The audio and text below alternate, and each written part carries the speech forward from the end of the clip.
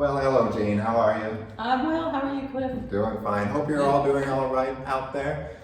Today we have 5 little hymns, and there are, the first one's a little bit different, but the rest of them I think you'll recognize, at least a couple of them, 2 famous ones at the end. If you're looking for the notes, they're on the PDF that I'm sending along with the email, or if you're not on the email list and you're doing this off the website, I think they're there somewhere too, but I wouldn't know how to find them. Ooh. Can't help you on that one either. Yeah. So here's our first one, Salamu Maria. It's a hymn to Mary. Many variations of this hymn. It's an African folk hymn, African melody. And if you go on to Google and you Google this, you can see, half a dozen versions of Salamu Maria. Mm-hmm. In fact, if I'm smart, I might figure out how to do one of those things on the PDF that you can click and take you to them. Oh, yeah. I'll try that. Cool. If it doesn't happen, then don't fault me. Anyway, this is short, and Jean's going to sing the first verse. She's going to sing the first time through in, what language is it? Is that Swahili? I have no idea. I was hoping you knew. I think it's Swahili. It's from Rwanda. Is that what they speak in Rwanda? Swahili? Anyway, it's African. It's African. Actually, I was going to sing it in African both times. Oh, okay. So you'll do. So I'm going to do the African verses. I'm just because the placement of the English words is very awkward. Is wrong. Very awkward. So the translation then would be Hail Mary, O Mother, hail, full of grace, O Mother. That's it. Mm-hmm. An abbreviated form of the Ave Maria. Yeah, absolutely. Then I'll give you an introduction. Okay.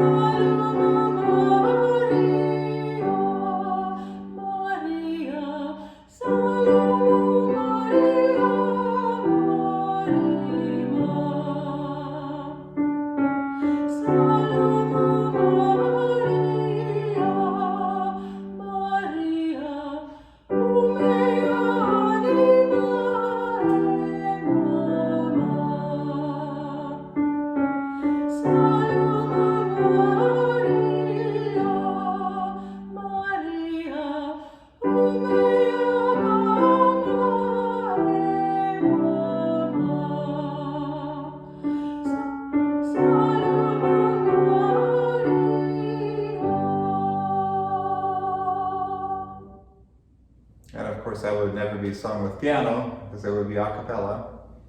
A cappella with drums. With drums, probably. Drums, and light lots drums of dancing and battles. And it's pretty cool. Yeah, look up Google it. Either that or we'll just try that here now. Did you bring your drum? I did not bring my drum. Did you bring your grass skirt?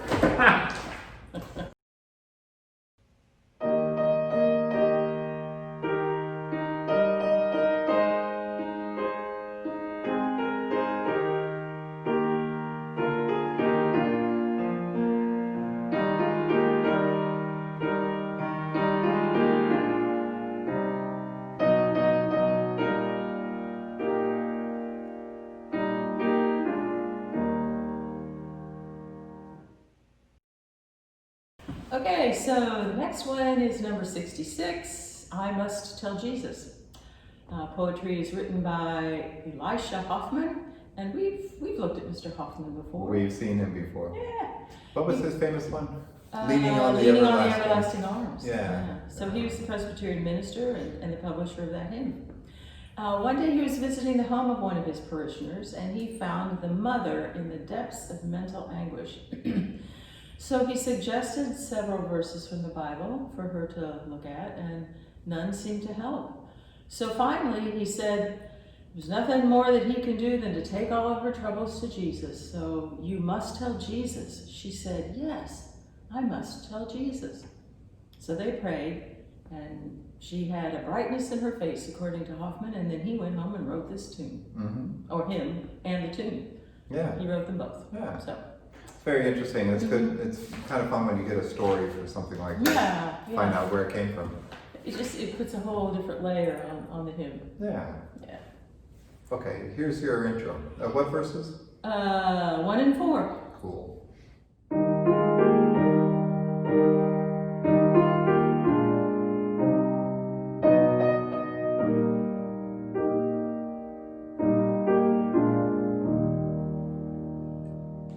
I must have Jesus of my trials. I cannot bear these burdens alone. In my distress, He kindly will help me. He ever loves and cares for His own. I must have Jesus. I must have Jesus. I cannot bear my burdens alone. I must have Jesus. I must have Jesus. Jesus can help me. Jesus alone. All the world to evil allures me. All my heart is tempted to sin.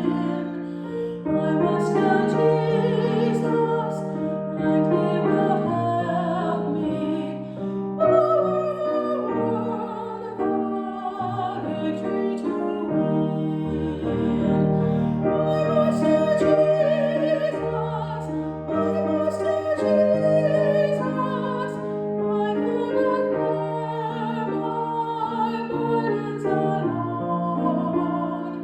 I must have Jesus, I must have Jesus. Jesus can help me. Jesus alone.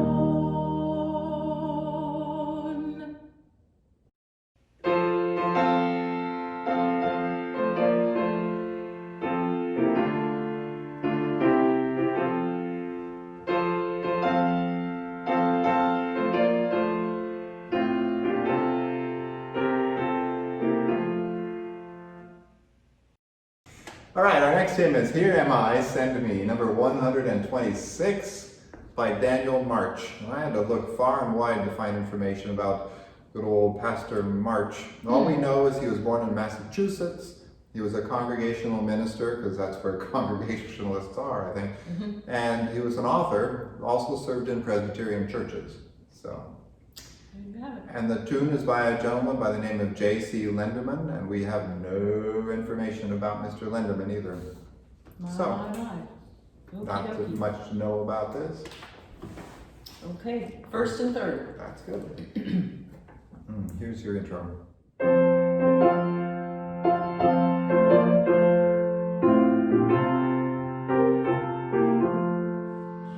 Hark the voice of Jesus calling, who will go to work today? Fields are ripe, the harvest waiting, who will bear the sheaves away? Not alone the Master cometh, which reward He offers free. Who will answer gladly saying, Here am I, send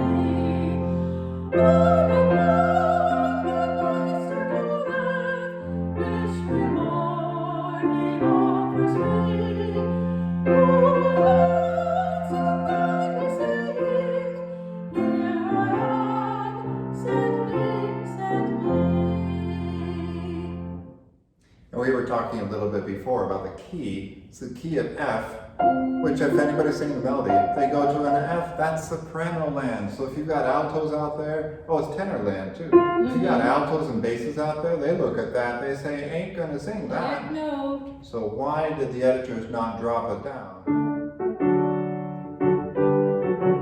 But you give it a range for everybody. I want to be on an editorial board sometime. You should be. Yes, absolutely. Well, and not only that, but that funky rhythm in the second full measure. You can see it tripped me up every time. It's like a backwards rhythm. Maybe that was part of the... No, he didn't write the tune, though. I don't know. It's all Mr. Lindeman's fault. It is.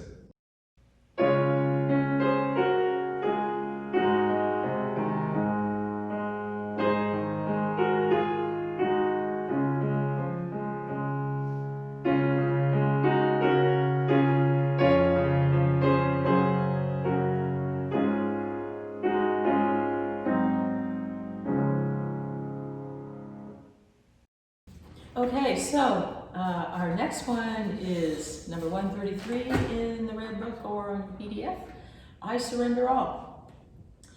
Written by Judson W. van der Vanter. I think he was a Dutchman. I would say. Although I've seen Deventer every place else.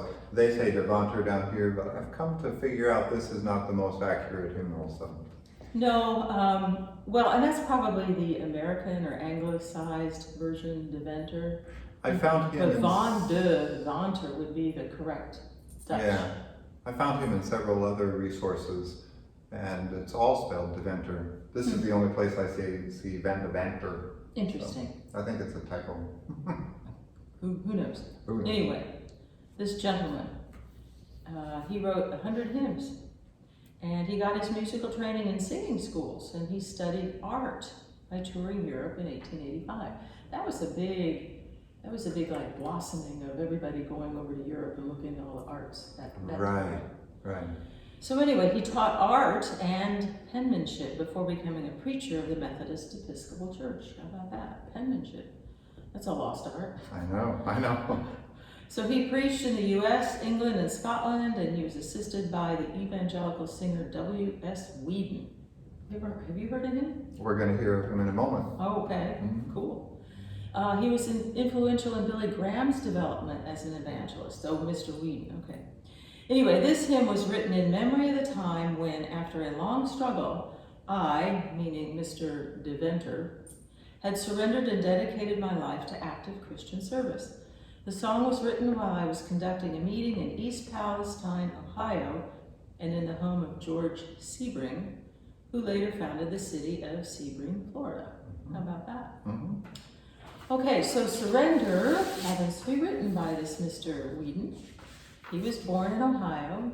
He taught in singing schools before he became an evangelistic singer.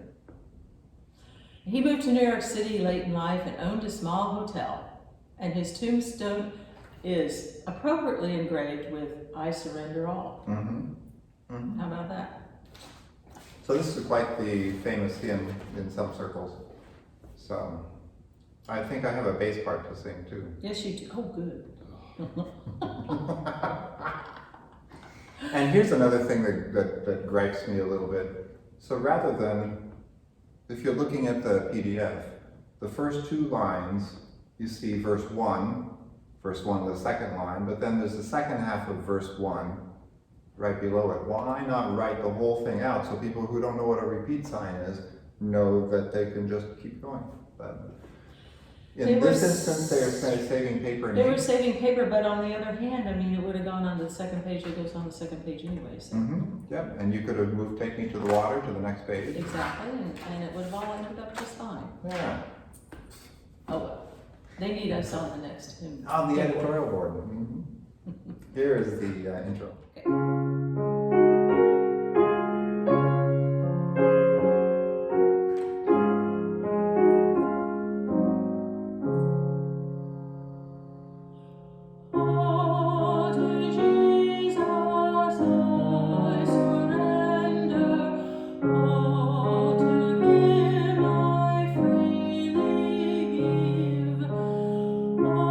I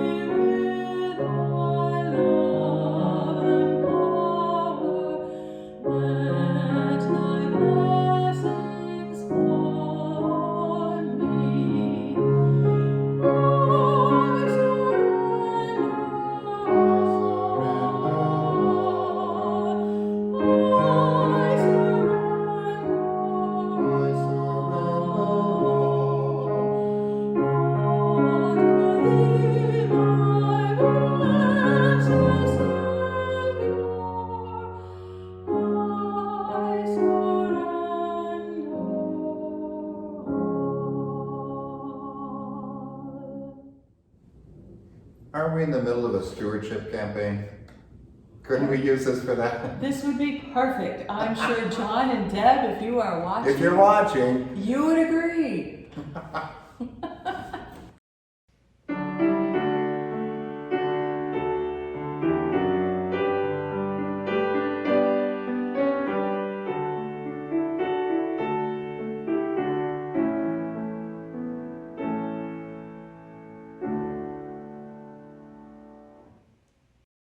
What do we have? And here's our last for today. Just As I Am, number 137. Just As I Am not only appears in this hymnal, but also in the 1982 hymnal. Don't know why. This is Charlotte Elliott, born in Clapham, England. We've seen her before. Mm-hmm. In 1821, she had an illness that left her an invalid. She moved to Brighton. She corresponded with the Genevan evangelist and hymn writer Henri César Milan, although I thought César Milan taught dogs. Oh, really? Isn't he the dog whisperer? It could be. Okay. That's my ADD. So this gentleman helped her with her spiritual life through her suffering. This hymn is called an invalid hymn. Charlotte lived with her brother, who was an Anglican vicar and hymn writer. He had a bazaar to build a school at St. Mary's Hall, Brighton, but she was too ill to help.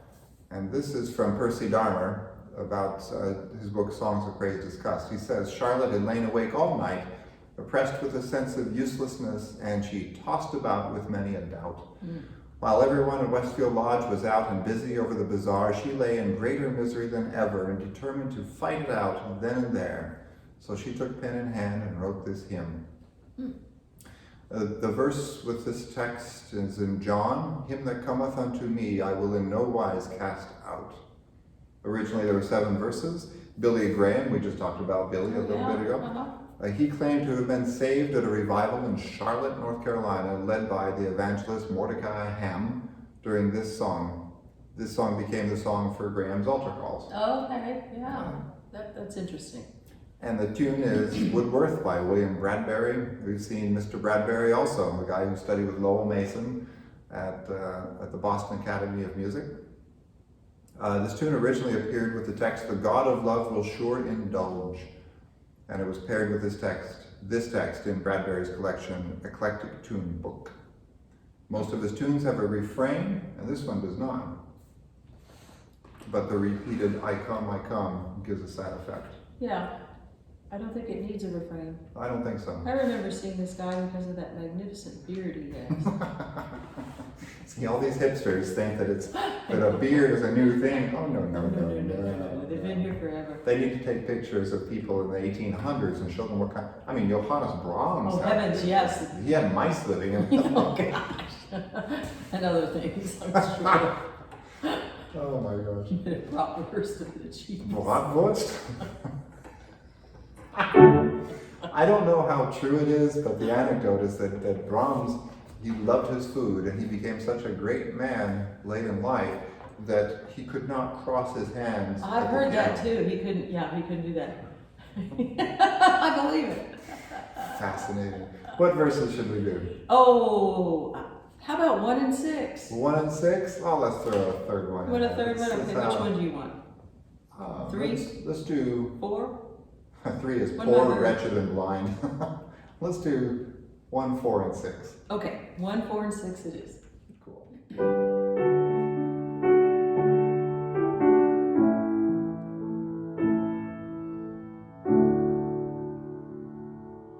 Just as I am without thee, but that thy blood was shed for me, and that thou gavest me come to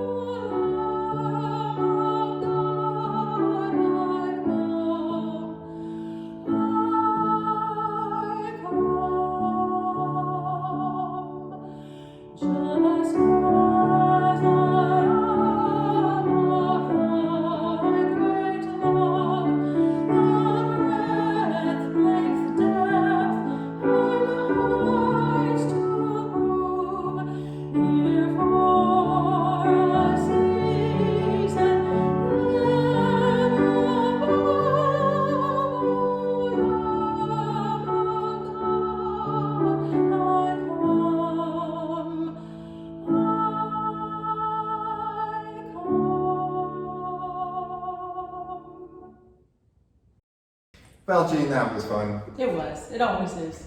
We Always hope you is. enjoyed it too. We hope you're enjoying it as much as we are. And we hope that you're healthy and happy and sound and well. Absolutely. And enjoying this weather. This weather's Sitting outside. absolutely gorgeous. Just gorgeous.